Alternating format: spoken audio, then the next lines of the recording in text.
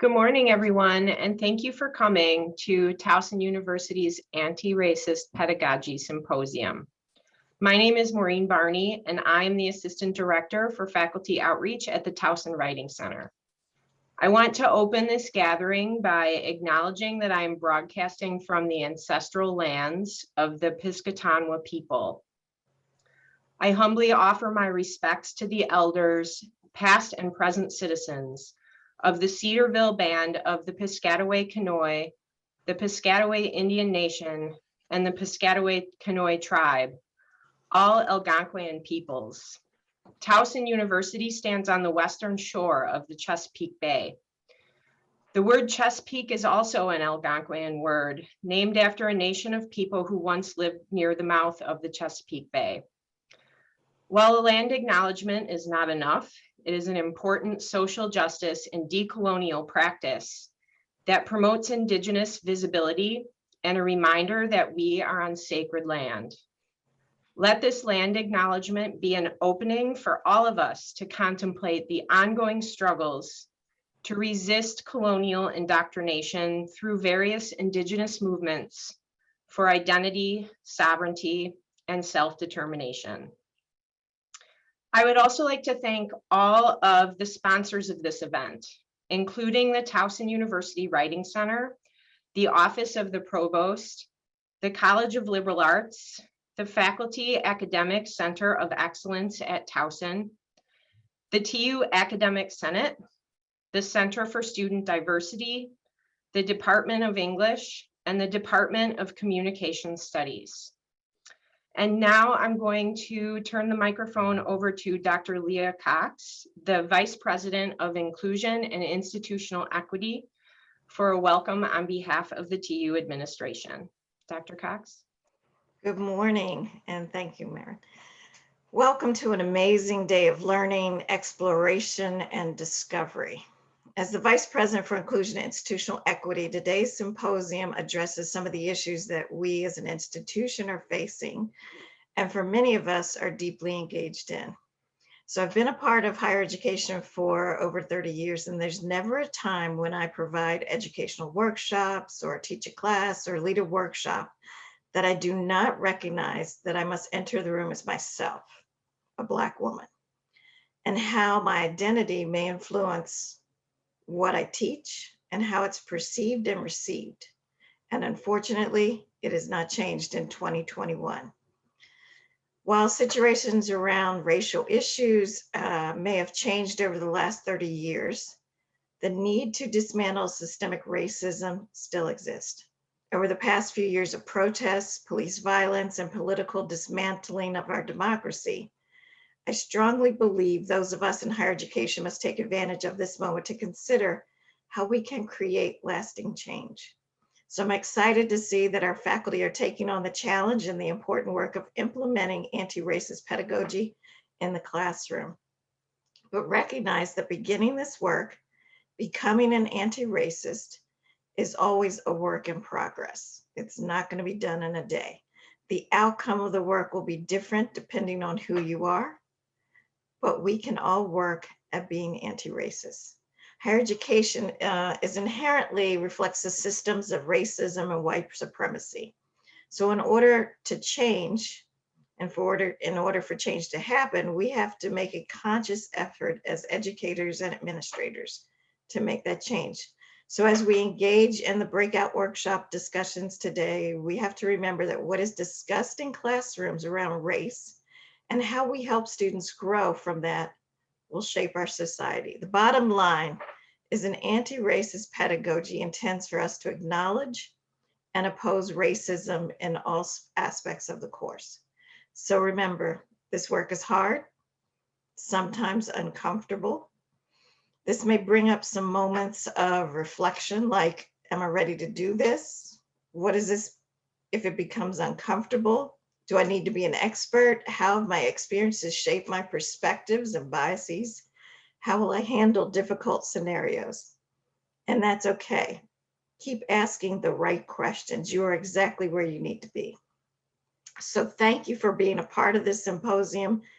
Thank you for leading this TU initiative, and thank all of you all of the sponsors who helped shape this day and put a lot of work to make this happen. So please remember, it is not your job to have all the answers, but to ask the right questions. And it's okay to be uncomfortable, because it's through discomfort that we grow and change for the better. So thank you. Thank you, Dr. Cox. And now, on behalf of the College of Liberal Arts, Dean Chris Chulos. Thank you, Maureen, and thank you, Dr. Cox, for those inspiring words and guidance for today and for the work ahead. Good morning, everyone. Welcome. For those who are visiting, welcome to Towson University. For those who are part of the university, thank you for attending. It's good to have you with us. And to everybody, welcome to this symposium on a topic that is both timely and important. As you heard, my name is Chris Chulos. I'm the Dean of the College of Liberal Arts. I'm also a professor of history with a specialization in 19th and 20th century Russian social and cultural history. The underlying theme of the symposium, while timely, is, as Dr. Cox pointed out, not new, and has taken different forms in different parts of the world at different times. In my own research area, Russian peasant cultural practices in the 19th and 20th centuries, which may seem distant from the topic of today, silencing, marginalizing, minoritizing, and otherwise harming human subjects of the Tsar was common practice, although little recognized or understood at the time by educated members of society. This was, after all, the norm throughout Europe in the 19th century, as ideas about nation and national membership raged across the continent. Language was a major tool of subjugating and erasing difference, as the modern iterations of Russian, German, French, Italian, Spanish, and so forth came into being. Those who resisted lost opportunities in the new state civil service, in new industrial enterprises, and in new opportunities in urban offices, shops, and so forth. Regional languages and dialects and their accompanying cultural practices moved to the pages of esoteric, linguistic, and ethnographic publications and museum displays. With few exceptions, those non-standard forms of modern languages have been stigmatized and remain on the peripheries of practice and memory. Today, we recognize those 19th century practices as harmful and avoidable, though not entirely reversible. One of the questions of the symposium expresses hope that through our pedagogical strategies, we can create an inclusive atmosphere for students that is anti-racist. There are also opportunities for us to welcome our colleagues who might still be on the fence or less knowledgeable, though they may be sympathetic and may believe that they are already employing anti-racist pedagogies and that no new strategies are needed.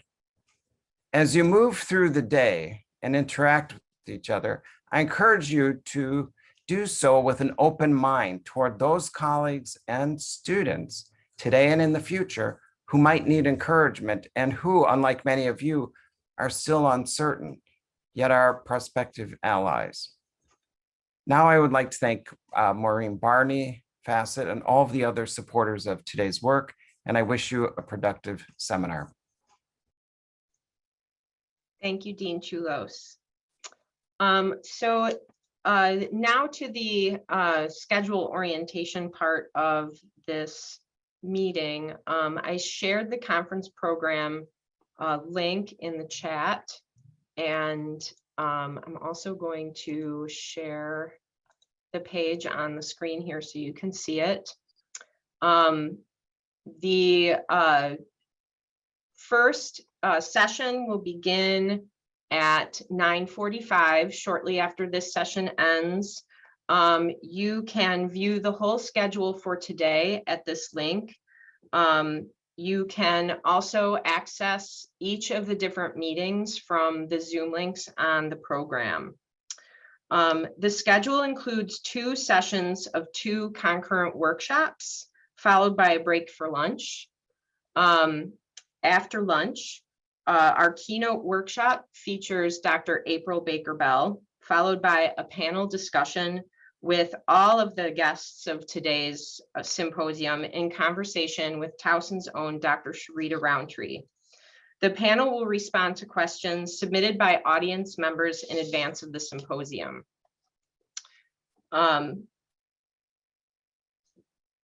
The speakers today include, in session 1, Dr. Carmen Kennard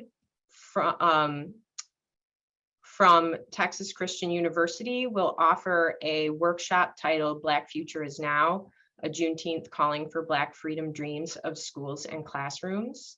And concurrently, Dr. Kirsten Scott of the University of Pittsburgh will offer a workshop titled There Are Black People in the Future, Writing as Responsibility. And in concurrent session 2, we will feature Dr. Zandra L. Jordan with a workshop titled The Future is Ours, Womanist Praxis for Racially Just Tutoring. And concurrently, Dr. Christina Sanchez Martin from Indiana University of Pennsylvania will offer a workshop titled Undoing Whiteness in an online multilingual writing course, Practices, Possibilities, and Challenges. Dr. Baker-Bell's workshop is titled Linguistic Justice, Black Language, Literacy, Identity, and Pedagogy. As we prepare ourselves to listen deeply to the visiting scholars today, I want to leave you with the words of Dr. Zandra L. Jordan. Creating a world in which we all can flourish demands our intentional and relentless investment. I offer today's program in a spirit of intentional and relentless investment in justice, equity, and anti-racism. Thank you so much for attending, and I hope you all have a wonderful and productive and reflective day. Thank you so much.